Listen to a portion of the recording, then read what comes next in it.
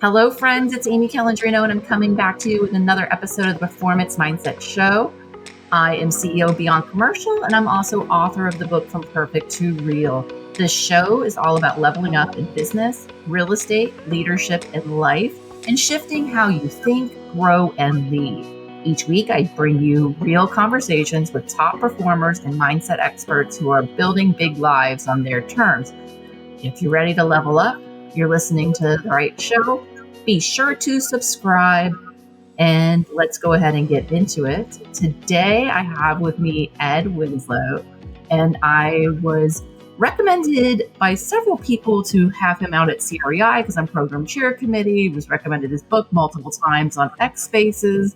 And then I had a friend message me again yesterday, and she's like, you got to have him on your podcast. So here we are, and super excited to kind of talk about his journey of how he has now become an author, award-winning author, and let's get to it. Yeah, thanks for having me. I love to tell the story. It's a great story. I believe, it'll help a lot of people. Yeah. So tell us the whole precipice of your book and your methodology and how you got here for those that don't know. Yeah. So, all right. So I'm gonna run you through like 30 plus years real fast. Okay, I'm holding on. It's such an interesting story. I love it. And so anyway, so what I did was, I started at CBRE. At the time, it was Coldwell Banker. Right before I think it was Sears that bought out the residential side. And so, right after I was there, I think while I was there, they were bought out, and Coldwell Banker had to change, the commercial side had to change their name to CB. So I was at CB, I was working in their office. They had an office in Parsippany, New Jersey, which was about 45 minutes to an hour outside New York. And there were leasing brokers in the office. It was not a very big office, fairly new. And there were leasing brokers there, but nobody who did investment sales. And when I started, they asked me what I want to do. I'm like, well, I want to get into like the investment side of business. But anyway, what happened was like my first day, when I came in, I was like pretty much out of school. I'd never really done anything formal in life before. I didn't have a suit. I bought a suit to show up on the first day. And I'm sitting there in this conference room waiting for somebody to talk to me. And this guy who's running this little training program I'm in, he comes in and he says, we're the largest and most successful commercial real estate company in the world for a reason. We have a system. If you follow the system, you will succeed. If you deviate, if you think you have a better way, if you cut corners, if you think you're smarter than us, you're going to fail. And do you think you can follow a system? Of course, yes. So when I told them, when they asked me what I want to do, and I told them I want to get into the investment sales side, they said, well, we don't have anybody here that can help you, but there's a guy in New York City named Bob Knakal who's been at it for about 4 years, and he's doing really well. And maybe you should give him a call. So I called Bob, and he said, yeah, I'd be glad to help you. Come on in on Saturday morning. And so I started going in. I started driving in on Saturday mornings to meet with Bob, and I would help him with his newsletters, his maps. He's got this thing called the map room right now. We used to make those kind of maps back then. Not as big as Bob put this whole big thing together, but that's how we did it. We were very focused on our markets, and we had it was a very, very defined system. Back then, we would define these markets like 500 owners. The goal was to get like 8 of them on the phone every day. Like even if you heard them answer the phone and they hung up on you, that counted. But if you don't speak to them, it doesn't count. And so the idea was to get 8 of them on the phone every day. What's that, 40 a week? It's 160 a month. Every quarter, you're talking to almost 500 people. Now, that was the goal anyway. And that worked. Like if you stay focused on that market, it worked. And we would do newsletter mailings, and, we were like information providers.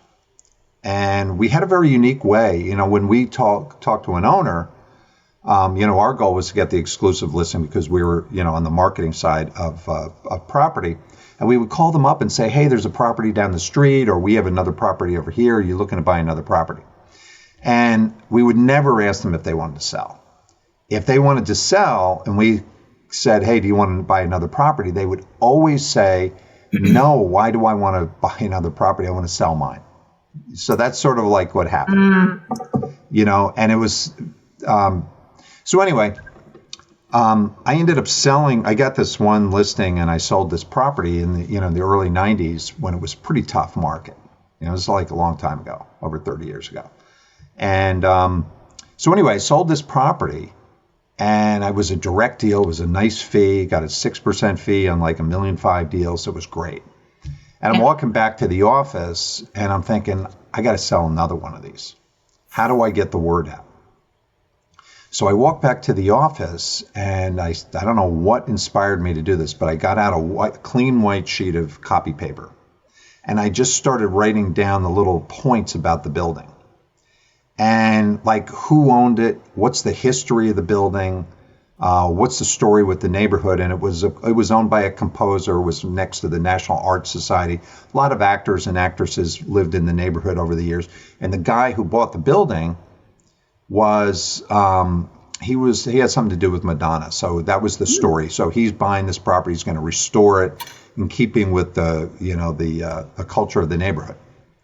So I jotted all this stuff down on a piece of paper, and I looked at it. I still remember it clear as day. And I looked at it and like, oh, I see a little story here. So maybe if I move things around, and I did, and I typed up, it's like I moved everything around. And it was almost like a fill in the blanks thing. And I turned it into like a 200-word article. I typed it up, put it in an 8x11 envelope, and I sent it into the New York Times. 2 months later, they published it on the front page of the Sunday New York Times. Real estate section. Wow. And that was amazing. And that was an amazing experience because that was like when I first started to my first experience with real marketing. In the media. And what was sort of mind-boggling was the next day, like on Monday morning when I went into the office, I figured everybody in New York City is going to be calling me to sell their building. And nobody called. Nobody called that whole week. Nothing happened for a month. And, I'm back to cold calling stuff on envelopes, all that stuff, pre-internet, right? One day, I get this phone call from a guy in the area that I work because we worked in these little territories, right? Mm-hmm. And the whole idea was to focus on one area, become the expert. I got a call from a guy who owned a building, I think on like East 73rd Street. And I had spoken to this guy numerous times, which was pretty unique. Most people didn't really have conversations with the brokers that are calling. Anyway, I thought I got to know this guy. And when he called me up, he introduced himself as if I had never heard him before.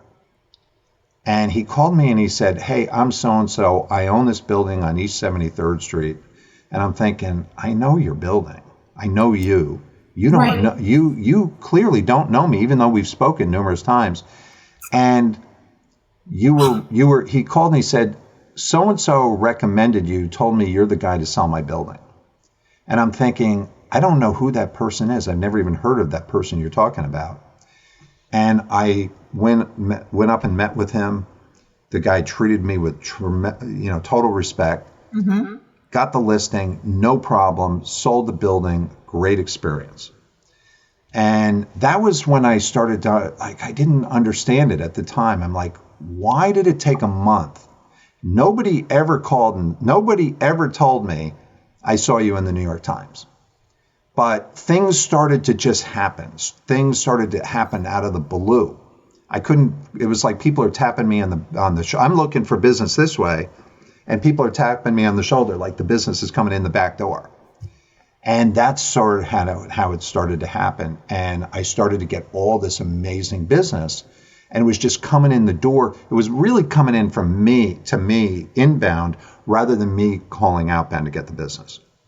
And like everything started to change. I sold another building like 9 months later, did the same thing. I wrote an article, sent it to the New York Times. They published it again on the front page of the Sunday Times. Oh, the reporters love when you do their work for them. You're like, It was, what was really amazing is they never called me to verify who I am. They didn't change a word in my article. They just published what I sent them. Now, nobody, I didn't really think of it like, you've got a little thing going here with the New York Times. You better just keep doing it. Well, I stopped because I had all this business coming in. I'm thinking, well, why do I need to keep doing that? I just got sort of lazy because business is coming in and it's fun doing deals and all that. And what I didn't realize is that you got to keep doing it. Right. Like I was building a reputation that was really, really strong. A lot of amazing things started to happen, a lot of business. But if I had kept writing these articles, they clearly liked what I was writing. Now, 10 years later, I had started my own firm up in Connecticut where I live. I had 3 little kids. I didn't want to, the commuting was killing me in the city. And I came up here and I bought a property. I bought this like 12-unit old Victorian mansion that had been, it was a single family home at once upon a time had been converted to multifamily. I bought it. I got all the tenants out. I rehabbed the whole building. While I was renovating the building, interviewed a bunch of the residential brokers to hire them to list the property for sale, for the units for sale, and they all said the same thing. You did an amazing job, love what you've done, but you're never going to sell these units. None of them wanted the exclusive listing, which I thought was pretty bizarre. So I was like, well, okay, because the area of town was like, it hadn't really caught on yet. It has since, but anyway. So what I did was I found somebody to build a website, and I took a little course on how to get the exposure on the search engines. Google was pretty young at that time.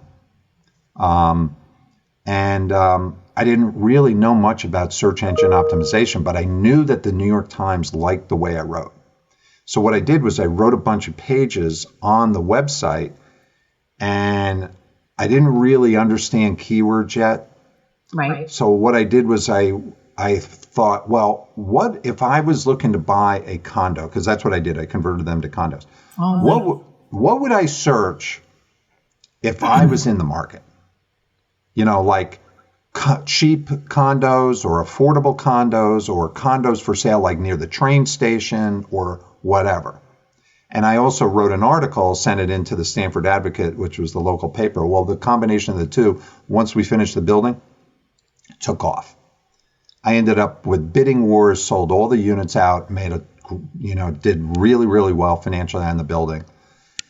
And then things just started to happen again.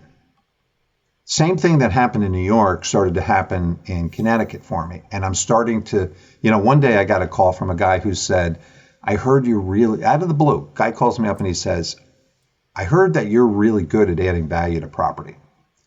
And I'm like, that's an interesting one. I don't know who this guy is. I've never sent him anything, but this is the call I got. And it turned out this guy owned an auto repair shop. His father had started it, repaired Volkswagens. He wanted to take over and get into like Mercedes repair and Audi and Jaguar and all that kind of stuff. But he needed a new image. I had never done this before, but I was like, okay, I'm the value added guy in his mind. So we put a whole new, like what's called an EFIS system, exterior insulation finishing system. Okay. It's like a stucco system. We turned an ugly, ugly building into this great property. And I said, why don't we build a website for you so that you can get people, because I had just done it. Right. Like, why don't we build a website for you and we'll optimize it for, BMW repair shop, Mercedes auto repair, that kind of thing. And by the time the building was all finished and the whole new facade was on and we had launched the website, all of a sudden we're getting the ranking on Google. And next thing you know, he's BMW owners, Mercedes, Audi are just coming in and, all of a sudden his business took off. And that was really interesting because what happened was then the owner of the property next door wanted to sell. And so I worked with this guy to help him buy the property next door. Years later, I helped him sell the whole assemblage to a developer, and we moved him to the other side of town, and we did the same thing again. And this is what's happening, and I'm starting to combine the internet with properties that I'm buying. I'm doing these design build projects. I'm doing some brokerage. I'm doing a lot of different things, and it just kept building and building and building. And then by chance, I had met this company down in Tennessee who manufactured these floor coatings, which we needed a flooring solution in some of these properties, like a seamless, very thin system. And so I took a couple of contractors down there to get some training, and they applied this product to these concrete floors in these buildings we were rehabbing, and it came out great. But I didn't want to lose these guys. These contractors that I just trained, because we spent the money, went down to Tennessee, came back, used this product. I'm like, I want to keep these guys employed. So I'm like, well, what if I built a little website and get it ranked and all of a sudden business is coming in. And so this company down in Tennessee said, how are you getting all this business? And I told him what I did. And he said, can we fly you down for a big training? I've got contractors all over the country that are looking to get business. So I went down, met all these guys. I went down to Oklahoma, and they were doing this. They were taking one of these metal buildings. It was about 10,000 square foot building, and redoing the floors for this oil guy who had a big car collection he was going to put in this building. And so I met all these contractors, told them what I was doing, and they said, can we pay you to do this for us and help us get leads?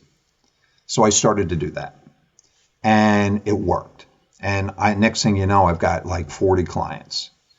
When 2008 hit, when the market tanked, there was nothing going on, really. I was like, it's going to take a couple of years for this market to recover. This is working. Business is coming in, and I'm like, this is sort of nice. I don't have to go show buildings. I don't have to do any of that. And I've got this monthly income. And people were starting to ask me, what do you do? And I'm like, well, I didn't really know what I was doing. I didn't know how to explain it. I didn't even know what a marketing agency was. I'd never heard of that. That wasn't my background. But I ended up, somebody said, oh, you sound like you're an advertising agency. And I'm like, well, yeah, but I'm thinking advertising is like advertising. This is on the internet. Next thing you know, I'm getting calls. I ended up with some big companies. I ended up with clients around the country, multi-location companies. And because of my background in real estate, I really knew how to work with these companies. I knew, working with Bob Knakal and that whole experience, because that was, a 10-year amazing experience. And I really got to know and understand local markets. So I'm like, well, I know how to create these strategies online. And it turned into a business. And then, I wanted to try and figure out about 3 or 4 years ago, I was like, I don't know how to explain to people what I do.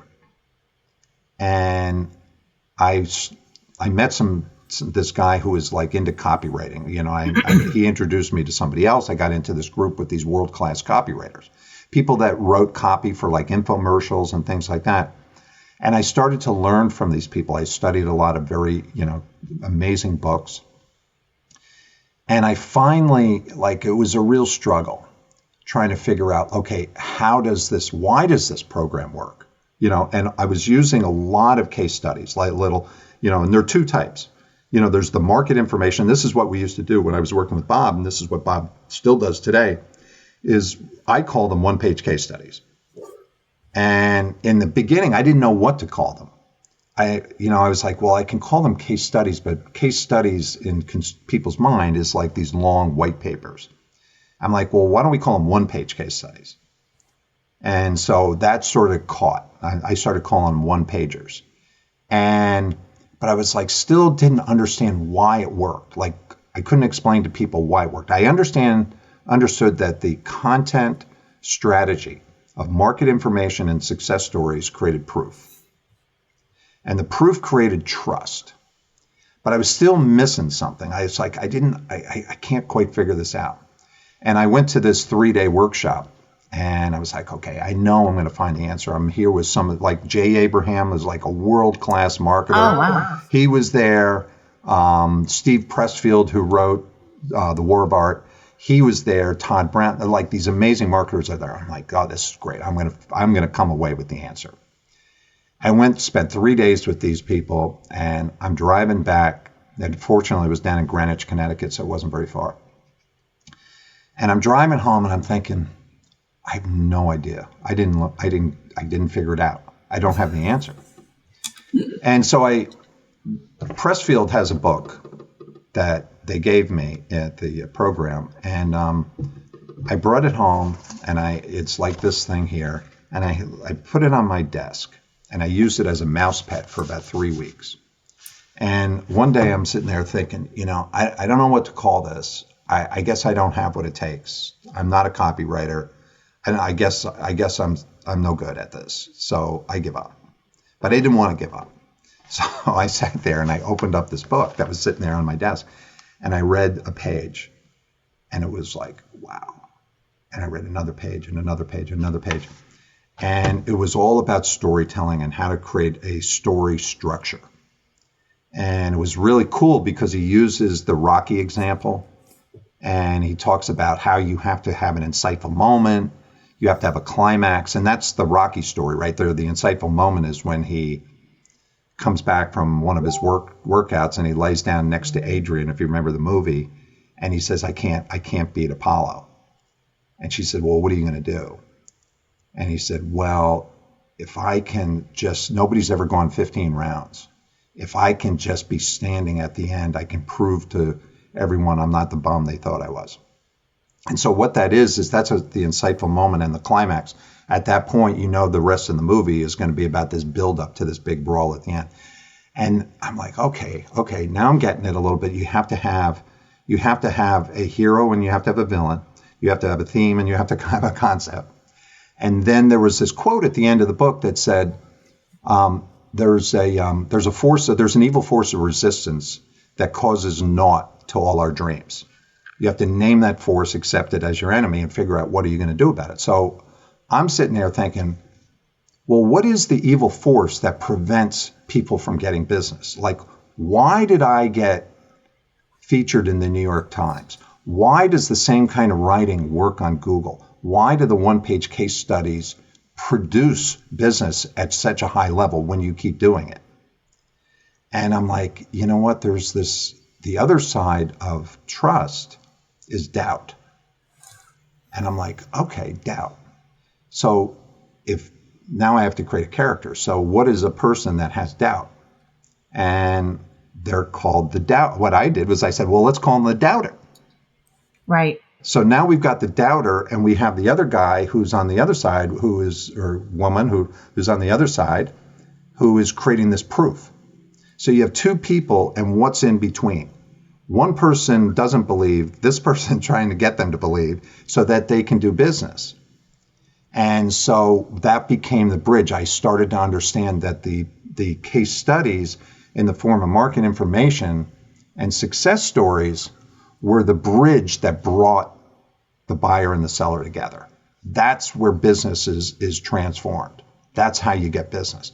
So all of a sudden, I'm like, okay, now I understand the mechanism. Now, I didn't know how to create the character still to explain, because I'm not that level of writing.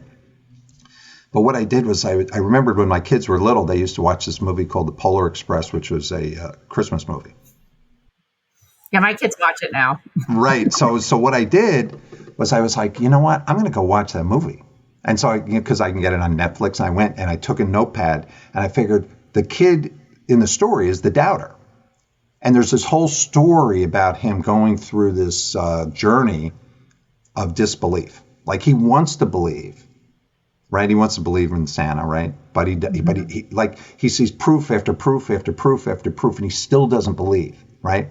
That's the story. Now, you could take the Christmas theme off, and underneath it is the story, which is really the story of human nature, which is we want to believe. I mean, this whole story is right out of, you can watch Moses and the 10 Commandments. It's the same thing. Right. And so I was like, okay, now I get it. Now I understand it. So that at that point I came up with this idea, and I said, let's call it proof stacking and one-page case studies. So then what happened was I hired this coach who I knew, and I said, I want to bring this thing to market. And this coach that I know out of San Diego, he teaches like how to get business with these mini workshops. So I said, here's what I want to do. Can you help me? And he said, yeah, why don't you put together a 4-week mini workshop, charge like $497 for it, have 4 classes, and don't even try and make the course first, because you don't know whether anybody's even going to buy it. And you don't even know what people want. But just let's put it out there and see what happens. So I put it out on my Facebook. I had no ads or anything. And I had 30 people sign up for $497 a piece.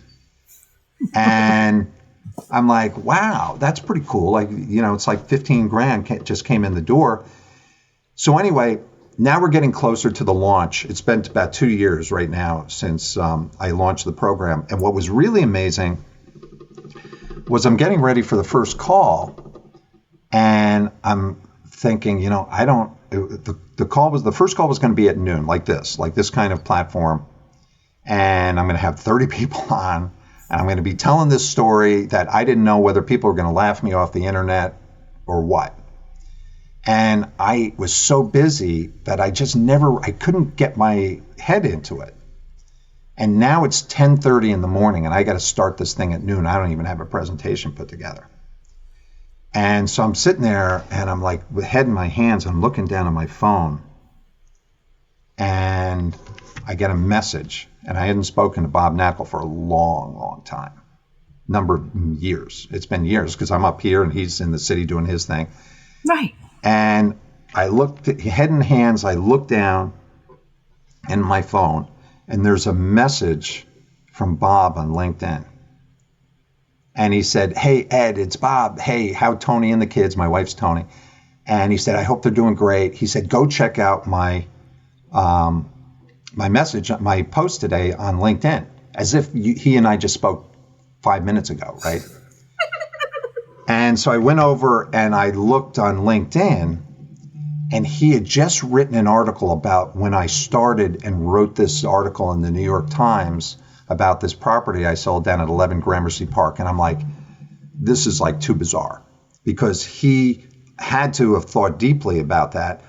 The exact same time, I'm thinking deeply about this program and how I worked with him and how I'm going to tell the story. And so then I was like, oh my gosh, Bob, this is amazing. I reached back to him. He said, can you jump on Zoom for a minute? So I get on Zoom, like we are right now. And he said, Ed, what are you doing? And I said, well, I started this thing called ProofStacking and one-page case studies. He's like, what's that? And I said, it's what you've been doing for all these years, Bob. I said, what you've been doing is stacking the proof from day one. That's what we used to do. That's how you build your business. And he's like flipping out. We're having this great conversation. And he's like, hold on a second. He runs off screen and he comes back. He's got these books with all these deals that he's done, these hardcover books. And I'm like, oh, that's it right there, Bob. Those are the one-page case studies. And he's like so excited. He's like, hold on. He runs off screen and he comes back with this scroll. And it was the map that he created. And he hadn't even created the map room yet. And he drops it down. And he's like, look, I took the map. I'm like, oh my gosh, you did that? You did the whole, he said, yeah, I walked every street in the city during COVID. He said, I've walked every street from 96th Street down to the Battery. And he said, I put this whole thing together. I want to go after the development business. That's what I really want to focus on. That's how this whole thing started. And so then Bob and I started to, I came into the city. We went out for dinner. He's like, I want to work with you. And I said, well, I can build this whole, he said, I've got boxes of all these newsletters and press clippings and everything from all the years. And I said, well, we can build out a website for you. And so he's like, oh my gosh, he asked, how do we do it? What do we do? So he brought all these boxes in from his place in Connecticut into this. Now he's got the map room. We have boxes all over. And we took everything out. We started to put it into different categories. And I'm like, this is my vision. This is how we do it. This is how we're going to lay this out. Let's take all this content. Let's get it scanned. Let's put it on a website. And we did. And we took all these deals. We took these books and we turned them into little flip books on the website. It was looking awesome. And then I said, wow, what if we did this, Bob? Why don't you record videos about every page in the book, little 1-minute videos, and we'll put them up on the website so that when people come to the website, they get a one-on-one with you and you're explaining every single part of all the deals, all the development deals and everything like that. And I said, Bob, you watch and see, you're going to start to get business without even having to pitch the business. People are just going to start calling you and say, I want to hire you. Because you're already using this to create that personal touch. And there's other things that happened along the way, but then I was doing it because we do a lot of press release marketing. And I think press release marketing is like a lost thing. People do not do it anymore. And I think even just having the press release as a blog post on your webpage, people pick up all of those words. And I don't know. Yeah. I mean, it's a big press release, digital press releases. I use Business Insider and MSN and Associated Press. And it goes back to that New York Times article. I write the same way as I did back then. I write today because that works. And so I started to do all these press releases for Bob. JLL at the time did not like it. He ended up getting terminated from JLL. The New York Times caught wind of this map room, and they came in. They spent a number of hours with Bob in the map room, and they did a big article, big feature on Bob in the New York Times, and then he was terminated. And we had, right around that time, we were building out the website for him, and he decided to launch his own firm. We launched the website, and now he's back in business. And one thing led to another. So I'm running all Bob's SEO stuff, and I built that whole thing out because I knew it. I'd already built the model and everything. And what Bob started to realize, he's like, I never knew what we used to call it the system, but it was just something that he did. He's like, now I understand it. Like you have each piece of content is a mechanism to create proof. And it's all about delivering information to the consumer, but it only works if you channel it in a specific market. And, Bob, as Bob will say, like his sweet spot today is I've got a database of 1,200 owners I call. I get 20 of them. My goal is 20 of them on the phone every day, 100 a week, 400 a month, 1,200 every quarter. And then I start over and I call them back again. And he's like, that's the model. We push out the market reports. We push out the success stories. Now we've got the internet. We've got the social media. And that's the model. And so what I did was, during all this, I created the one-page case study model. I've taught I've applied this not just for commercial real estate, but I've applied it to contractors all over the country. I mean, people have made millions off this. I got to tell you, it's crazy. I mean, literally. And then I was like, you know what? I want to write a book about it. And I wanted to get into, how to embellish the case studies. How does it work? How do you write them? And, I don't write them a particular way because I want to write them this way. I write them based on the feedback from the New York Times, the feedback from Google. I don't get into problems or solutions because that to me is more like a self-serving thing, because we just want to give information to the consumer. Give them the facts, show the proof, let them decide.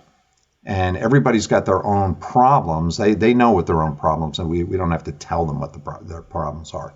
By showing the information, what happens is these people reach out and they want to buy from you. And, there's a great quote that I love this quote from Gary Vaynerchuk. He says, he said, every business should be building a brand.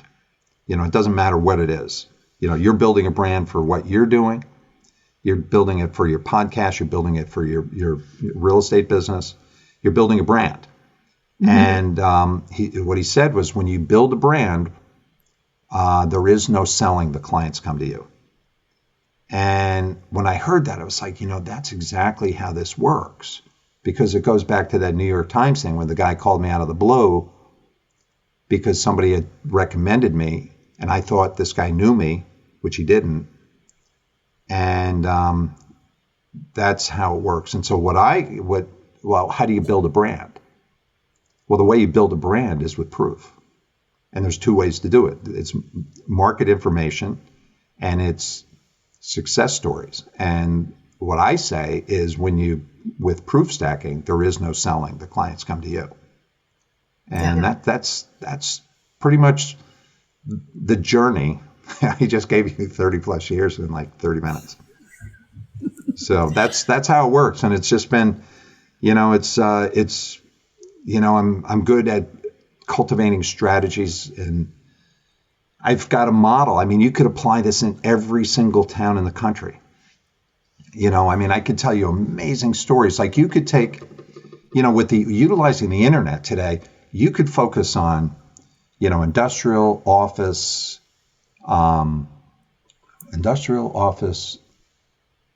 retail and multifam. Retail, yeah. And the markets are still wide open to go into local markets with a strategy like this and dominate the market on the Google search. People think that it takes a long time to get results on Google. We posted a press release yesterday for somebody, and boom, within 12 hours, they're ranking number one on Google for something very, very specific. And that's how it works. So it's a phenomenal business model. It's evolves from where I came out of, CB, working with Bob and Paul. We tweaked it. And today, we're applying the same fundamentals online. Google, websites, got to have a very clear message, success stories, market information, and you can repurpose the same information on social media. You can even turn these case studies and everything into handouts for giving presentations. So it's you're repurposing a lot of the same information. And that's the proof stacking story. Well, I think that any business owner, whether you're in commercial real estate or otherwise, should invest the time to make sure they're putting out content about what they're doing, whether it's via press releases, blog posts, otherwise. If nobody knows what you're doing, you're not capitalizing. And then by doing the proof stacking, then you're creating lead abundance, which then obviously then increases your revenue, equips you to grow your team how you choose. It just gives you much more control. You could also be more picky about the leads if you don't want to grow your business, but you just have a lot more control, it would seem, over your destiny. It's a business strategy of creating proof, and which ultimately creates trust, and it converts the doubter to a believer. They trust you. They become your sales force. Your market becomes your sales force when they trust you. But there's so many things that are that I put in, that are in the proof stacking that are like it's like a toolbox of proof mechanisms. And when you know how to use them, and when you understand the consumer and where they are in the buying cycle, there's a thing that's called the 5 steps of consumer awareness. And it's really about the cycle of a consumer, where they are in their decision-making process, and the process can take years, it can take minutes, but you really need to be sensitive as to where that person is. And when you understand where they are, you can use the proof to move them along. But when you understand the consumer, let's say you're giving a presentation to somebody. If you can see that there's some kind of doubt, you don't want to hammer them. You want to figure out, well, what's holding them back? What? Maybe I need to give them a little bit of more proof. Maybe I need to say this, and maybe I need to say that. Maybe I leverage off of, we just sold a building for, Madonna's, agent. things like that. So you're name dropping, and it just becomes part of your proof tool set. But the worst thing that can happen, I'm sure, everybody that watches this, we've all been through that situation where, your things are going well. You want to close the deal. It seems like I've got a really good relationship thing. Like this is a done deal. And then I try and push too hard to close the deal, and it becomes self-serving. It becomes too self-serving. It becomes about me, not them. And you can take somebody who's ready to buy and push them away by trying to sell to them before you've really moved them along. Because when they're ready to buy, especially in real estate, which is a high ticket business, they're, doing the hard sell is not going to help you. You've got to just keep pushing the proof in front of them so that they're saying, I'm ready to go. What's it going to take to get started? Well, I think just continuing to drop facts, and I'm sure in your methodology, which I can't wait. I admittedly have not finished reading the book yet, but I think there's different ways to hone the techniques to be more effective. But I had a listing last year that I was pitching, and they told me we have 4 brokers in the family. There's no chance that we're ever going to hire you because we have all these people. I don't understand what you're going to do differently for us that we can't already do ourselves. And I got them on my newsletter list thanks to Bob recommending doing a newsletter. And they started getting my Beyond Bulletin with my success stories. And then, if I happened to be on the same street where they were at, I was like, hey, I'm helping another owner on this street. And, just kept, and then, if they wanted to take a call and, pick my brain because they were trying to represent themselves. And I said, well, did you ask them about this? Did you ask them about this? What do you think about this? And then they're just like, okay, we obviously don't know what we're doing. and they just, hired me. And anyone that I tell them what property is, they're like, oh, that property, it's a crown jewel, which I was told I would never get. But by demonstrating to them that, that I had the knowledge and the market information, and but I never tried to push them. I just said, okay, yeah, what can I do? I didn't ask them for the listing. I said, that's fine if you have your 4 brokers, but I think it does work, like by providing them that information. Yeah, I mean, there's a business model with here too. There's like, if you look at what Bob's doing, there's nothing like looking at, it's been very unique to be able to work with Bob from day one. Yeah. And then not to work for him for many years and then look back from the outside and see what he's done and then come back working with him again and helping him build, this next chapter. It's a strategy of efficiency with him. And everything that he does, every piece of content, every word out of his mouth is meaningful because he knows who his market is. So when you know exactly who your market is, you can speak to your market. That, which is a really, really big deal. There's a really successful internet marketer who I went into this little workshop with him one day, and there were like 10 of us in the group, and he went around the room and he said, what do you want to come away with from this class, from this day? And I said, I'm really struggling with my message on this course that I'm creating. And he said, the reason why you're struggling is because you don't know your audience. Boom, it just like came right out of his mouth. And I'm like, oh. And he moved on to the next person.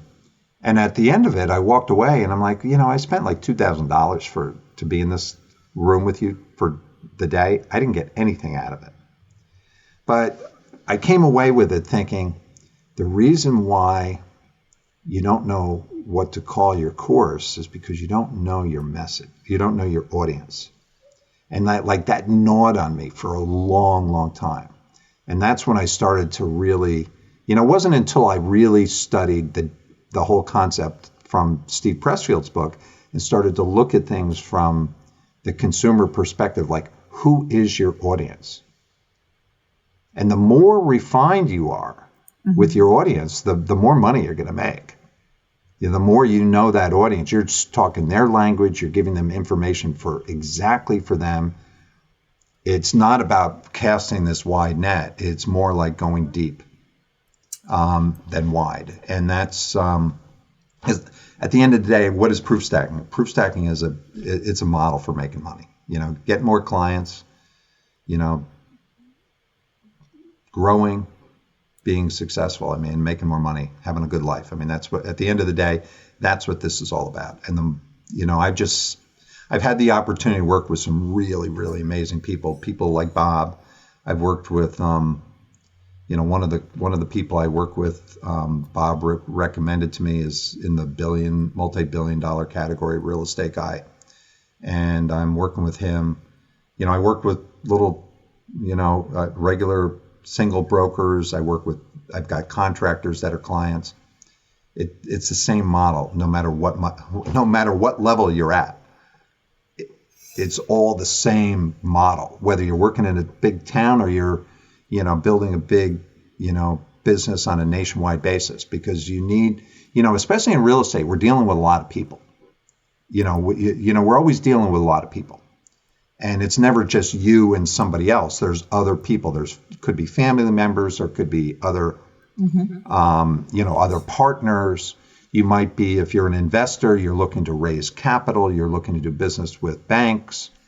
You've got tenants that are checking you out to see, what does your online reputation look like?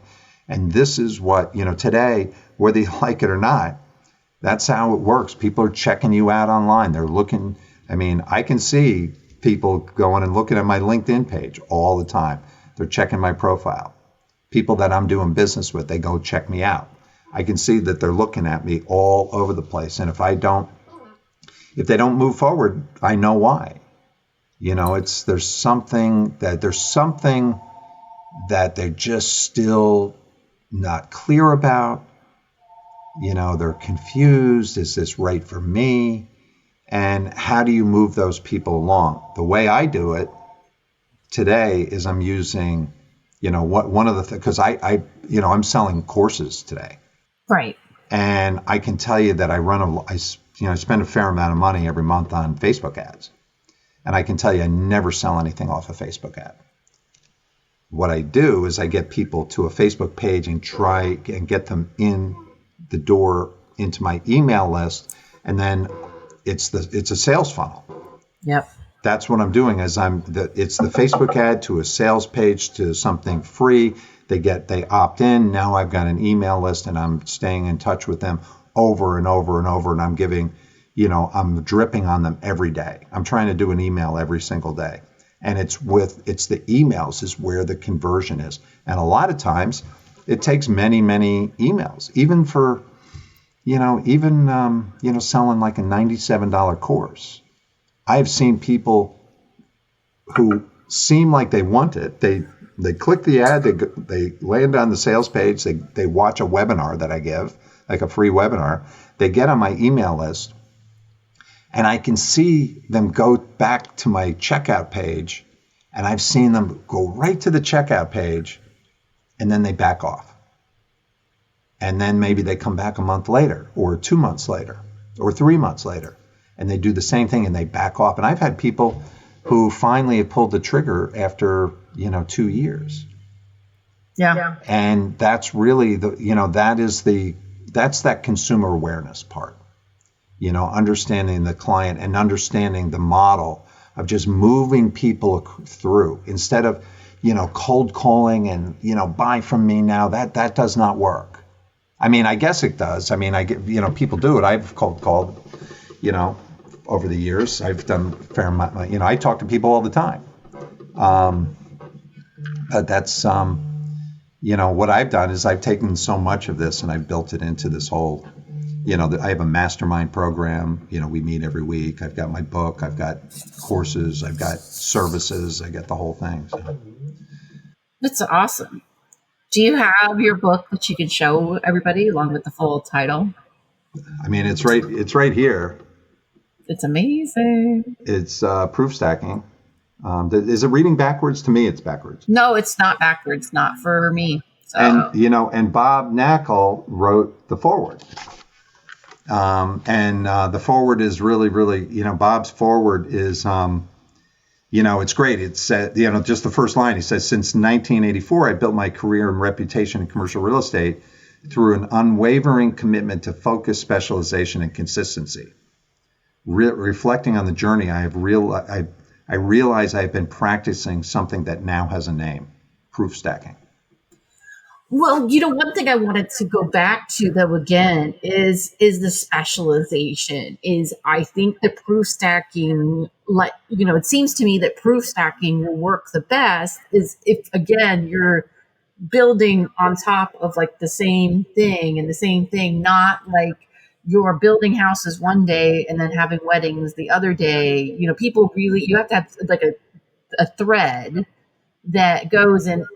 Bob actually sat me down in his map room in October 2023.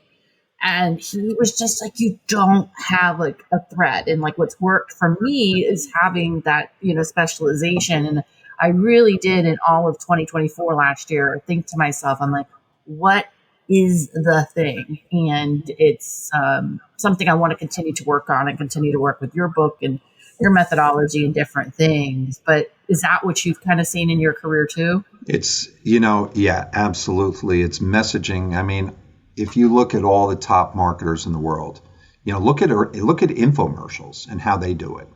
They really, really get into what are called identification factors. Identification factors are things that people relate to. And I'll give you a really sort of an interesting analysis. One of the things I've noticed, like if you look at car, or tire websites for cars, rubber tires, and you go look at every single website in the world, they all are like, come on down, I've got the cheapest deals in town. And to me, it's like, why don't you take it the other way? And why don't you have pictures of the kind of cars that you provide tires for? Maybe you have a Porsche, maybe you have a minivan, maybe you have a Mercedes, maybe you have a Jeep. Because that's what people will identify with. Going to the tire store stinks. I hate it. It's the smell of rubber. I have to wait. It's $1,000 or more. But if you went to a website and it was like, oh, there's my Porsche 911. These guys know, they don't just sell tires. They know my kind of car. That's an identification factor. Yeah. So like in real estate, you can start to utilize things like that by knowing, okay, you're marketing a property for sale. You're promoting a retail store lease, for example. Well, are you just it's just a box?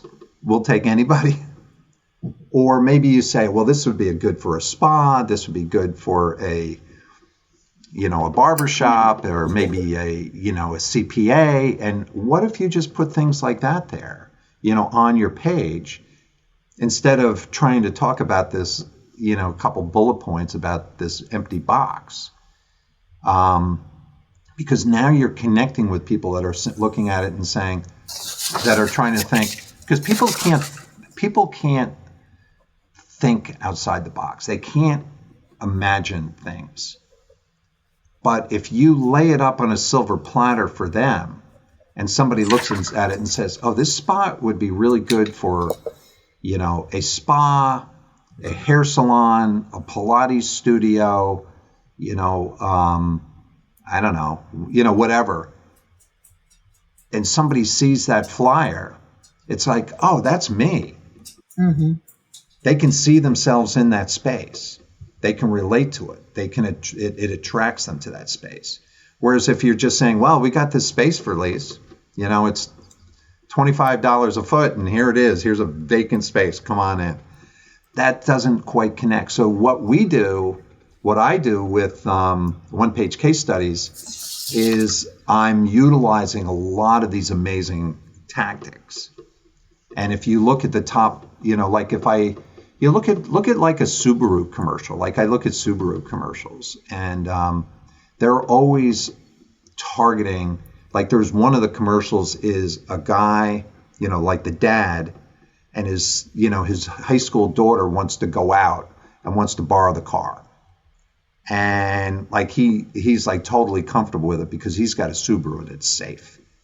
That's an identification factor. Then there's the other one where the family's going camping for the weekend. So they have another one. So, it's like, we go and do things on the weekend. This is, so what they're doing is they're creating these identification factors. And what it does is this is how the top marketers in the world convert people who are, is that for me? What's the difference between a Subaru and something else? What's the difference between a Mercedes and a BMW?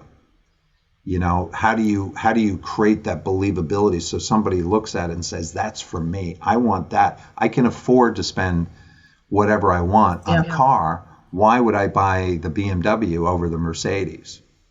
It's like you can do the same thing with real estate. Yep. You can do the same thing with buildings and apartments and warehouse space and and this is the whole point of getting into the consumer, understanding that prospect and understanding the doubter. How are you gonna move the doubter to a believer? Yeah, I could go on for hours on this stuff. I know this is amazing. I got a lot out of it, and I know the users, the listeners will as well. So if someone is interested in working with you or your courses or your book, what is the best way for them to reach out to you? The best, I would highly recommend getting the book. Yeah. It gives, it's 80 pages. It's an easy read. It's a great starting point. It's very inexpensive. It's really like a mindset type thing too. This thing, that title is a mindset. Because if you keep it next to you, and you understand how the thing works. You may not be that great at it in the beginning, but you're going to get better and better at it. And you're going to understand it. The more you're in the game and you're out in the field and you're doing things, you're going to start to understand that consumer, and you want to stack the proof. And that becomes the model. This is nothing novel. I mean, this is how it works. This is how it's worked since the beginning of time. And it's going to be like this to the end of time. And this is really where it starts. So I would start with the book. I have a mastermind group, which is very inexpensive. We meet every week.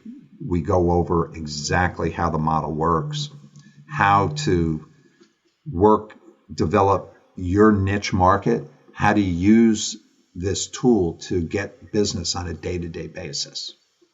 How to apply it to LinkedIn, how to apply it to, like Nina. Nina is crushing it. You see what she's doing on LinkedIn.